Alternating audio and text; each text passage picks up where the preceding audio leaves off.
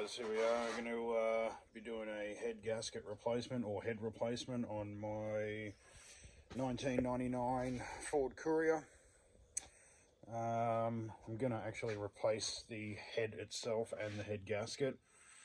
I'm probably going to do the water pump as well, and maybe the timing chain. Not too sure yet. We'll see how we go with that one. But basically what's happened is I've cooked the head. The radiator split along the seam along the top here. This is actually a new radiator that's in here. But the old one had split along here, but as you can see here, it was rust. It's obviously been leaking for a while, or at least steam blowing out or some shit, I don't know, but it takes a little while to get to that sort of level. So, but anyway, split the radiator along here, and just basically cook the head. So this was boiling hot, there was steam coming out everywhere. I put the new radiator in, some new radiator hoses, and now it just runs like shit. Idle's really rough. I took the oil cap off. You can't really see in there because I've had my finger in there and moved it around, but it was a little bit of milky sort of shit in the underneath the cap. And then I did a compression test. So these are the 4 cylinders. So spec is 185, maybe, I don't know, 150 for around, I don't know, it's got at least around 1,000 Ks on it. But that's basically the pressure in each cylinder. So as you can see, the 2 middle cylinders are not really good. So I dare say that it's probably warped the head or something, or the gasket's maybe blown out between these two possibly. So yeah, either way, no good. This is the old radiator that came out of it. But yeah, as I said, it's leaking along where that radiator clamps on. So yeah, so that one was no good. So yeah, so basically I'm going to go through now and start pulling it apart. First thing I think that I'll probably do is pull out this radiator, disconnect the hoses, and I'm going to get in and give it a bit of a degrease. It's a bit hard to see down there where all the timing marks and all that shit's meant to be. It's quite hard to see everything down there, so I'm going to get this radiator out, basically give it a quick degrease and just clean it up a little bit, and then obviously first things first is finding top dead center. So yeah, once I do that, I'll then slowly start pulling everything apart. So basically going to pull this off. I think I was going to leave this connected to the head and pull the whole thing out, but then I'd have to disconnect all the fuel lines and everything like that. So I think what I'm going to do is I'm going to try to unbolt the top of the intake manifold, and because that'll then take off the throttle body as well, because I think that you need to get the throttle body out of the way in order to get this tapper cover or rocker cover off. So plan is that I'm going to unbolt that first, get all that off, take this off, get it set to top dead center before I sort of do anything else from there, and yeah, basically go from there. But as I said, I'm going to replace the water pump as well while I'm at it, and possibly do the timing chain. I don't think the timing chain needs to be done, but being that I'm going to have this whole thing apart, I might as well just fucking do it anyway. But yeah, so anyway, I'll film parts of it as I go, and fingers crossed that it, you know, works by the time we get to the end of it. So it's all pretty basic. I mean, the radiator hose unhooks here. There's another one down the bottom there. There's 2 bolts, one here, meant to be one here. I don't have it, to get the shroud off, and then undoing obviously this one here and this one, and then the radiator will just lift out. But in order to get the shroud out, you've got to unbolt these fan bolts here that hold this fan on. So I'll undo them for, get the shroud out, get the radiator out, that way I can see a bit more of what's going on down there. And yeah, we'll go from there. Alright, hey guys, I'm back now. So I've got that radiator pulled out. I've also taken off the engine fan, and I did give it, believe it or not, a bit of a degrease just to tidy it up a little bit. So also pulled out the front grille so we can basically see what we're doing at the front here. So I've got some timing marks on the crankcase here, and there'll also be a mark on this harmonic balancer that I'll need to line up with the T. There's a T underneath that there. Along with, obviously, up the top here, there's a couple of ways to do it. You can, you know, put a screwdriver down into that number 1 spark plug and obviously turn the motor until that comes up to the top. But it does have to be on the compression stroke. So the other good way to do it is to put your basically thumb or your finger over the spark plug hole while you're rotating that, and it'll basically blow your finger off as it comes up. So, but what I'm going to do is basically pull off this intake manifold, top one here, and the exhaust manifold first. And then once I get this tapper cover off, I'll be able to then also see the valves. So I know it's on the compression stroke because both of the valves will be closed on the number one cylinder there. So yeah, pretty much what I'm going to do now is basically just unbolt here and here and get this pipe out. As I said before, I'd like to just take the top half of the intake manifold off along with the throttle body, but I'm not sure if there's some bolts down underneath here that I might have to actually remove this throttle body to get to those bolts to take this top section off. So I'll see how it goes as I go through with doing that, but hopefully once I get that top section off, it'll make it a bit easier to get to all this sort of stuff in underneath here, and then also don't have to really remove any of the fuel lines or anything like that. They'll sort of just pull that off and set it to the side. Same with the exhaust manifold, pull that off and set it to the side, and then we can get into taking this tapper cover off and basically having a bit of a look around there. So yeah, basically I'm just going to jump ahead now and get those pulled off, and then yeah, I'll be back. Alright, so I've just got the top of that intake manifold off, so it's fairly easy, just disconnecting all the wires here. Couple bolts, that's a nut, and that's a nut. Both of them have brackets that hold wires, and then you've just got the 1, 2, 3 main bolts that hold it in place, and then there's one in here and one in here. Basically just disconnect all these hoses, 1, 2, 3 hoses off the back, obviously this one off the front, and yeah, it was pretty easy to get out actually. Probably only took about 10 or 15 minutes to get that one out, so it's pretty easy.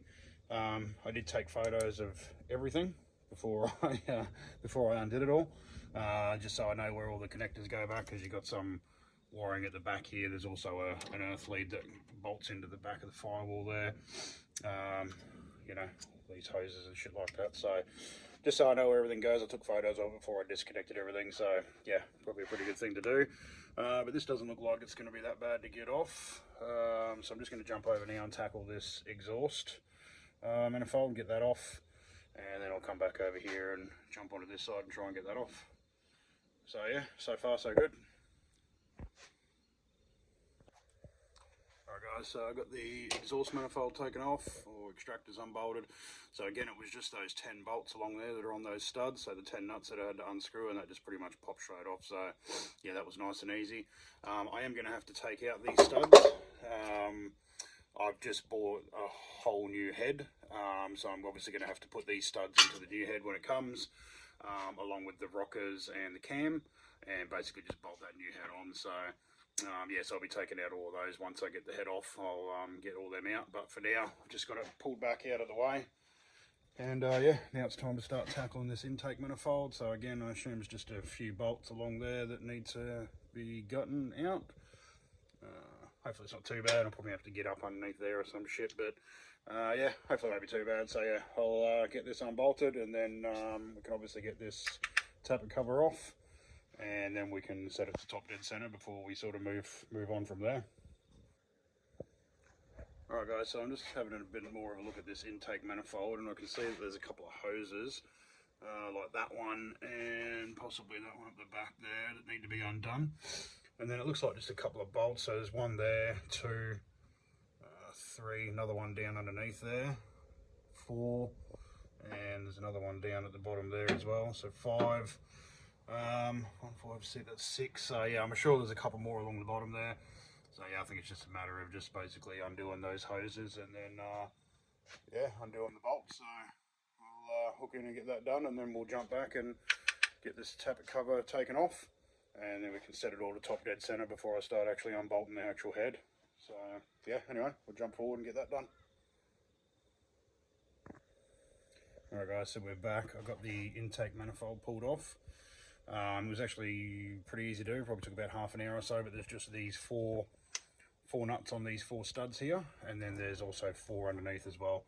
So you've got 1 there, 2 down underneath there. Hold on, let me move that so you can see it. Those two there, 1, 2, and then there's another one down there. So 4 along the bottom, 4 along the top. What else? There's a bracket under there, if you can see that.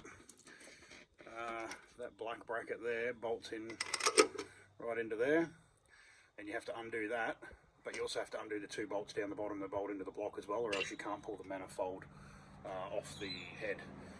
And also there's a water line there that runs around the back of the motor here, which is this one here. It has a 12mm bolt in the back of the head there that you got to undo, or else again, because it's bolted to the head, you can't pull the manifold off to the side. So you got to get that 12mm bolt out of the back of the head, so you can pull the manifold off. I'm probably going to replace that hose while it's out because it looks like it's toast, but I'd rather do it now once the head's off, that I can actually get to it nice and easy. So I'm going to probably replace, probably end up replacing most of them hoses, I think, just so it saves me a headache down the track. Yes, that's pretty much about it now. So I'm going to pull up the tapper cover, pull the tapper cover off, set it to top dead center, and then we can pull the rockers out and start, I guess, unbolting the head. So yeah, I'll jump ahead now, I'll get this pulled out, and yeah, we'll go from there.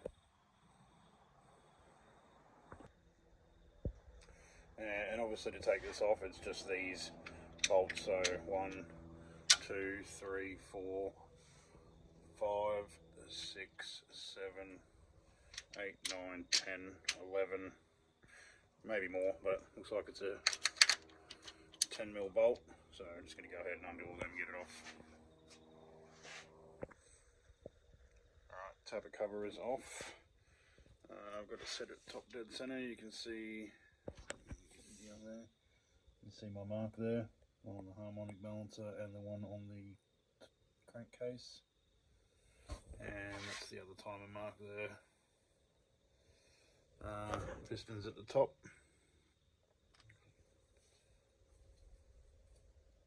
Down there, a bit hard to see, but yeah, so that's pretty much ready. So I pull this thing out here. That allows me to get into the bolt. So I'm going to zip tie the chain to this cam wheel cam gear, I guess. I'm going to zip tie it there, and then I'm going to put a hockey strap or something in it and just put it up to the top of the car here so it holds it tight.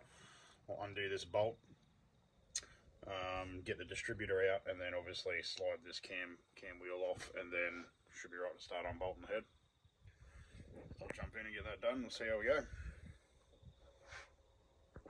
Alright, so got it all set up. So I've zip tied the timing chain to the cam gear, and I've just hooked up these this hockey strap to the bonnet, top of the bonnet, and that's basically going to hold it in place. Now I had to undo this nut here, but obviously when you go to fucking undo it, the whole thing turns, so I had to use the rattle gun to get that off. So now I've just got to undo this.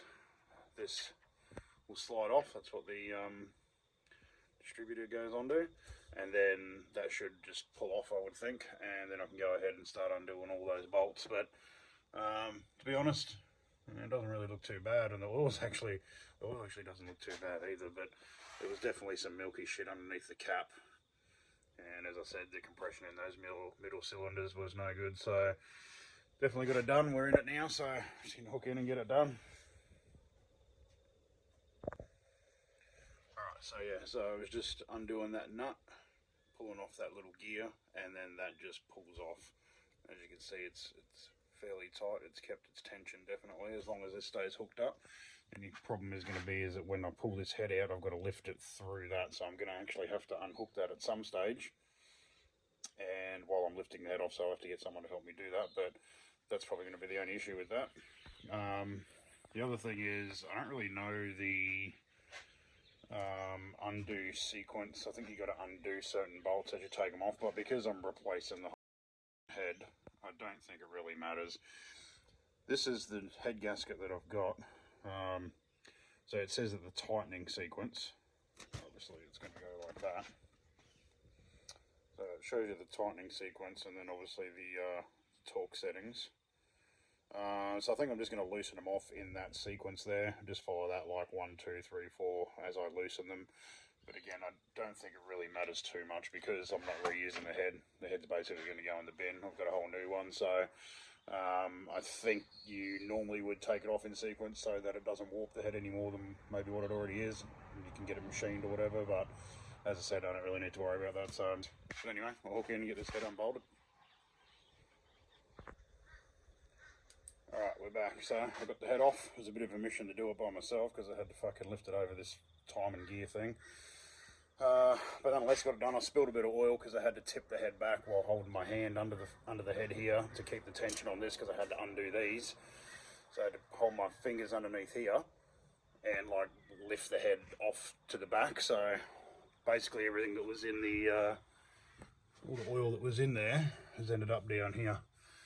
So that oil is just what's run out of the head. But what I've just noticed, see the coolant in there? Cylinder 2. So that's green. That's water right on top of that piston there. So I don't know exactly. Number 4 was the one with the best compression.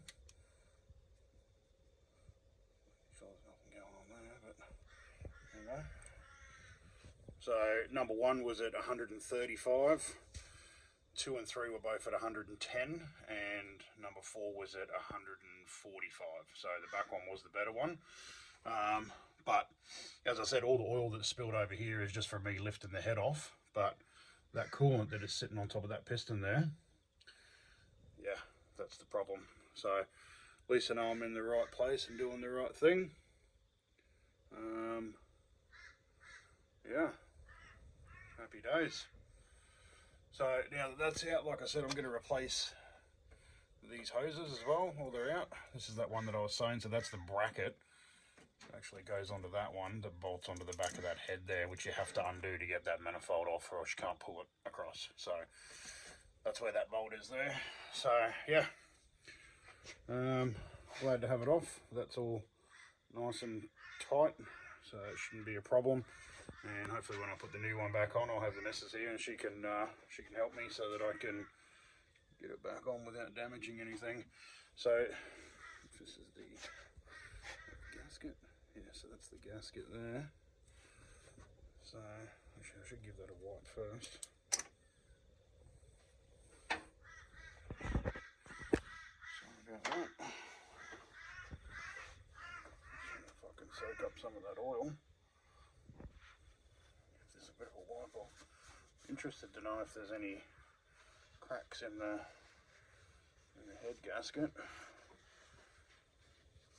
More than likely I'd say it's just the head's warped, so once I get this all cleaned up and get this gasket off, I'll have a look at that head, flip it over and have a squeeze. So I don't know, I'm going to have a bit of a time trying to get all the oil and shit out of these pistons, but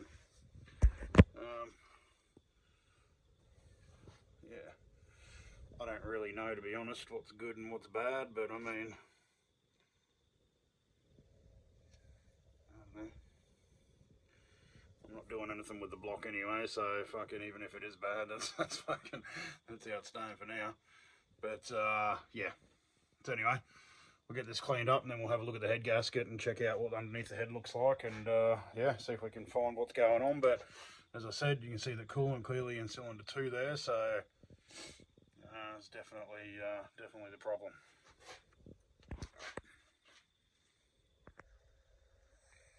Alright, so this is underneath the head, and you can see there, see the coolant?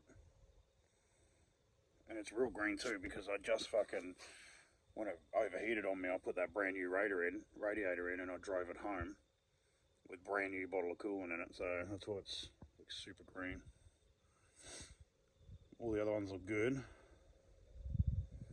Well, again, I don't know what the fuck's good and what's not, but they don't have coolant in them, so that definitely does.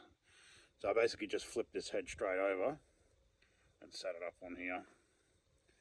So while there's coolant in the number 2 piston, on top of the number 2 piston, there's also coolant in there, so it's definitely the problem. I haven't taken the head gasket off of the block yet, I'm going to clean everything else up in there first before I take that off, because I don't want the block to start rusting or whatever. So I'm just going to leave that on there for a little bit longer until I get in and replace all them pipes and shit. Then I'll peel all that off and clean it up. But yeah, so definitely was the problem. Now let's just hope that the other one goes on smoothly. So next step is going to be to basically transfer the shit off of this head onto the new one, which is going to be the thermostat housing. I'll probably get a new thermostat, but the housing, all those studs for the intake and exhaust, and then the rockers and shit underneath, on the top side underneath at the moment. But yeah, all the rockers and the cam and shit. So yeah, see how we go with that. Fingers crossed, eh? Alright, so I'm going to give this a bit of a clean up, but I was just looking through then, and you can see, like, see the fuel injector is a little hole there where it comes out of. Look at these ones. Like all this shit in here. Just blocking the holes up. Yeah, they look pretty gunked up. So yeah, it's definitely going to need a pretty fucking good clean, I think. So yeah, I'll get in, I will pull this gasket off, and I'll just clean everything up, wipe everything down. But yeah, they're actually pretty dirty in there, aren't they? Look at that shit.